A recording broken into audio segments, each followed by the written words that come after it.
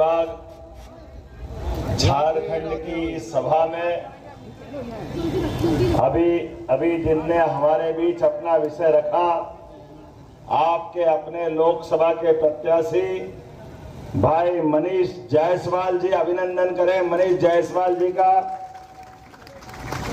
इस अवसर पर थोड़ी देर पहले जिन्होंने कम शब्दों में अपनी बात कर दी, हमारे पूर्व मंत्री बिहार के माननीय मनोज यादव जी, आपका भी वंदन है, अभिनंदन है।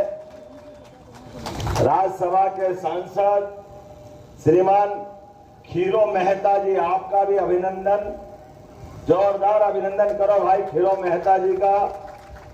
इस अवसर पर टुनू गोप जी, लोकसभा संयोजक, विवेकानंद सिंह जी, जिला पंचायत कार्यक्रम की अध्यक्षता भी कर रहे हैं, रमेश ठाकुर जी, जिला पंचायत उपाध्यक्ष संचालन कर रहे हैं, ओबीसी मोर्चे के प्रदेश के अध्यक्ष अमरदीप यादव जी।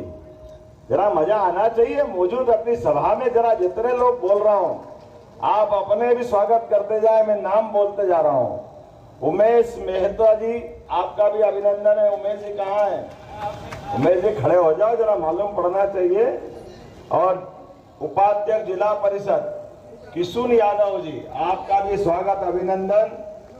अर्जुन साहू जी, अमित साहू जी, बंधन यादव जी, सुरेश साहू जी, नाम तो बहुत सारे हैं, मेरे को बहुत जल्दी जाना है क्योंकि यहाँ के बाद एक सभा और उसके बाद सिंधिया जी की माता जी का निधन हुआ है, तो मुझे ग्वालियर में उस कार्यक्रम में भी शामिल होना है। लेकिन पहले लगा कि मैं सारे कार्यक्रम निरस्त कर दूं, लेकिन अगले पल ध्यान आया कि हजारीबाग में जाने का मौका मिल रहा है और ये बिरसा मुंडा भगवान की धरती है, यहाँ कैसे रुक सकता हूँ। यहाँ तो आपके बीच में सारे बंधन तोड़ के आने की इच्छा हो जाती। एक ऐसे राज्य में अभी यहाँ में से कई सारे लोग मुझे हेलीकॉप्टर में देखने आए, और हेलीकॉप्टर में कौन कौन आए थे देखने, जरा हाथ खड़े करो। हेलीकॉप्टर का एक घटना बड़ा जोरदार रहता है। हेलीकॉप्टर उड़ता ऊपर तो लगता बहुत अच्छा, लेकिन हेलीकॉप्टर जब नीचे आता है तो जितने देखने वाले हैं वो धूल उनकी आंखों में आती, कचरा उड़ता है और आंखें बंद हो जाती। मैं इस घटना की कल्पना कर रहा था कि यह घटना क्या बताती है। मुझे आपके झारखंड की घटना इससे जुड़ती दिखाई दे रही है। आपने सबने वोट देकर के जिनको मुख्यमंत्री बनाया, सरकार के मंत्री बनाया, वो हेलीकॉप्टर में सुंदर लग रहे थे, लेकिन आकर के आपकी धूल में आंखों में झोंक रहे थे, वो आपकी आंखों के सामने आपका माल लूट के ले जा रहा है। ये जो दृश्य दिखाई दे रहा है, ये झारखंड की स्थिति बराबर कर रहा है। कौन को छोड़ो, जिनको बात करो, हमने अपने बड़े अरमानों से सरकार बनाई है और सरकार में अपने अपने ढंग से कोई ने वोट ज्यादा दिया हुआ, कोई ने कम दिया, लेकिन लोकतंत्र में तो सबने हिस्सा लिया। सबने लिया कि नहीं लिया? और सबने हिस्सा लिया और सरकार बनी। यहाँ पे इतना समृद्ध प्रदेश जिसकी खनिज संपदा का सही उपयोग हो जाए तो मैं गारंटी से कह सकता हूं कि झारखंड नंबर 1 का राज्य हो, नंबर 1 का देश के अंदर सारी संभावना है। और स्वर्गीय भारत रत्न अटल बिहारी वाजपेयी जी को याद कर लें। बात तो झारखंड की 1937 से प्रारंभ हुई थी।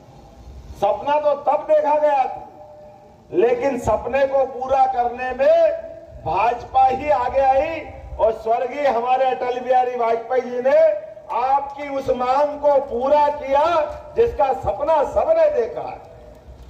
लेकिन जब हम कभी याद करें अपने घर में धन संपदा वैभव ठीक ठाक हो जाए और घर के लोग गहरी नींद में सो जाए, भोले भंडारी हो जाए, तो माल कौन चुराता है? कौन ले जाता माल? हमको मालूम है। ऐसा ही हमारे अपने झारखंड के साथ हो रहा है। आपने सब कुछ अर्पित कर लिया, सब कुछ हासिल कर लिया, लेकिन आपके घर के अंदर के जिनके पास जवाबदारी है, अगर वो गलत लाइन पे चले जाते हैं, लेकिन अब इस बात की गारंटी दे सकता हूं, आप बताइए इतने सारे लोग बैठे हैं, अब ये भूल गए बेईमानी करने वाले, ये याद है इनको कि नहीं मालूम नहीं, लेकिन इस देश में एक परिवर्तन आया 2014 के बाद, और उस परिवर्तन वाले व्यक्ति ने डंके की चोट कहा था कि ना खाऊंगा और ना खाने दूंगा। तो चाहे नंबर 1 का हो या कल नंबर 2 का अंदर गया, हिसाब बराबर हुआ कि नहीं हुआ? कोई बचा है क्या? आप ताली बजा के बता सकते हो। नाम भले ही आप आलमगीर रख लो, लेकिन ये तो आपका चोरगिर है भाई, चोरगिर। आप चोरी करोगे तो जेल जाओगे, कोई बचाने वाला आपको नहीं मिलेगा। ये नरेंद्र मोदी जी की सरकार है, और ये मीडिया यहाँ मौजूद है, आपके सबके सामने भी बोलना चाहता हूं। आप बताइए, 2 पार्टियों ने मिलकर सरकार चलाई और दोनों का अपना गठबंधन, मैं तो बड़े दुर्भाग्य के साथ कहना पड़ रहा है भाई, जयप्रकाश हमारे साथ थे तो जयप्रकाश थे, लेकिन अब आपने पाला बदला, आप पराजय प्रकाश हो गए, आपको पराजय से कोई रोक नहीं सकता। जिनके अपनी लाइन बेलाइन हो जाए, तो हम तो जिनके सामने बात कर रहे हैं, वो 5000 साल पुराना इतिहास याद कर लो। जब भगवान के कृष्ण के उस काल के अंदर कौरव भी थे, पांडव भी थे।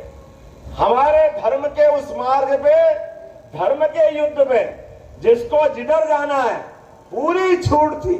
आपकी मर्जी आए इधर जाओ, आपकी मर्जी आए उधर जाओ, लेकिन उसके बाद भी जो समझदार थे, जो जानकार थे, उन्होंने तो धर्म का ही मार्ग लिया। किस मार्ग पे गए, आखिर परिणाम क्या हुआ? आपकी सेना ज्यादा हो सकती है, आपके अंदर बड़े बड़े प्रकार के लक्ष्यदार बात करने वाले दूसरे हो सकते हैं, लेकिन अंदर का जो आपका चोर है वो आखिरकार आपको खाएगा।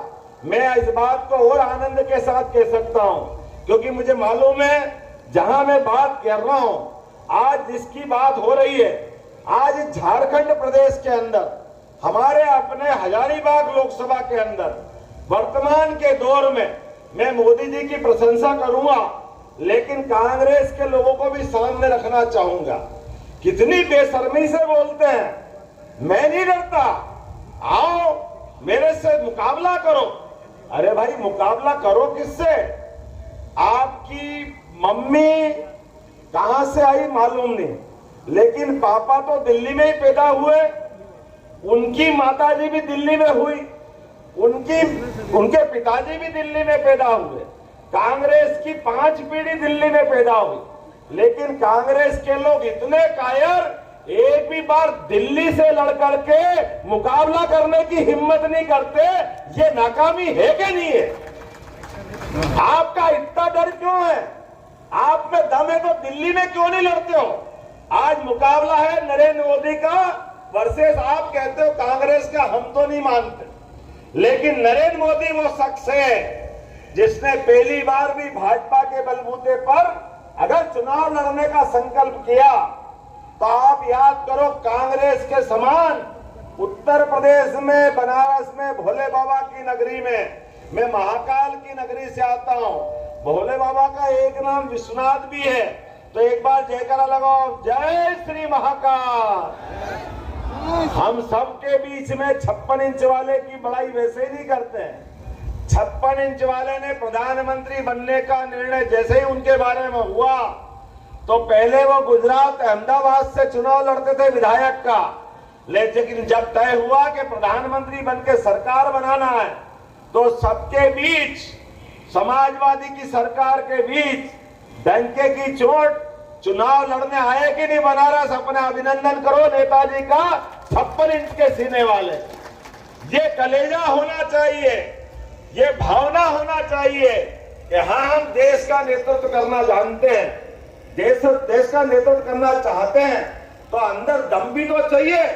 ऐसा थोड़ी है कि हमारे अपने बाप दादा की सीट पे लड़ने को देखते फिरे और भूले भटके हार जाए तो ऐसे भागे कि लोग कह रहे केरल के आगे समुद्र आ गया।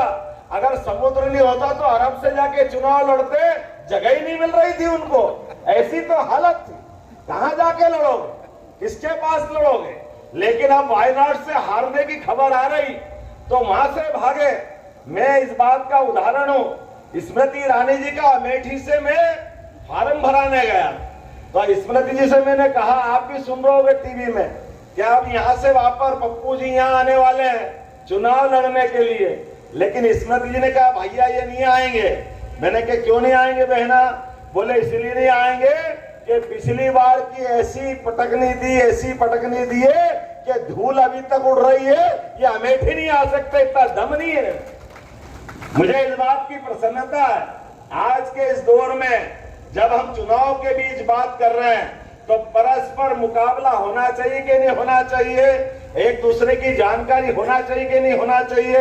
एक तरफ वो व्यक्ति जो चुनाव लड़ने आए, और मुझे इस बात की प्रसन्नता और आनंद बढ़ता है, मैं भगवान कृष्ण के वंश से आता हूं और भगवान कृष्ण और राम के माध्यम से दुनिया भारत को पहचानती है। बोले भगवान राम और कृष्ण की। आप बताइए, उनका जीवन, दोनों का जीवन हमारे सबके आदर्श के रूप में है। दुनिया के अंदर दो उदाहरण ऐसे हैं, दोनों के बीच अंतर तो 17 लाख साल का है, लेकिन दोनों ने कदम कदम पर जीवन में जब कठिनाइयां आई तो समाज का साथ लेकर के बड़ी से बड़ी चुनौती से लड़ने के लिए समाज की हिम्मत के बलबूते पे लड़े। एक ने घमंडी रावण का, जिसके 10-10 सिर थे, लेकिन उसके घर में घुस करके रावण की घमंडी लंका भी जलाई और रावण को भी परास्त किया। यह उदाहरण भगवान राम का है। बोलो जय जय सिया राम। और दूसरा उदाहरण